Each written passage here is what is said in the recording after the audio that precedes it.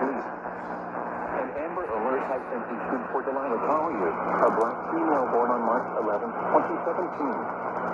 She is 2 feet 4 inches tall and weighs 40 pounds. She has black braided hair with pink teeth and brown eyes. She went missing on January 11, 2021 at 6:44 p.m. She was last seen in Little Rock, which is in Pulaski County. She may be traveling with Dominique Phillips, a 22-year-old black female. The suspect is 5 feet 4 inches tall with black hair and brown eyes.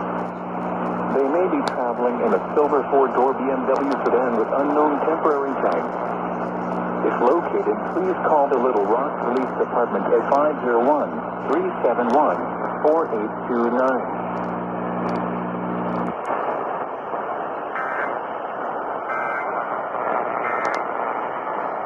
I pray that God will give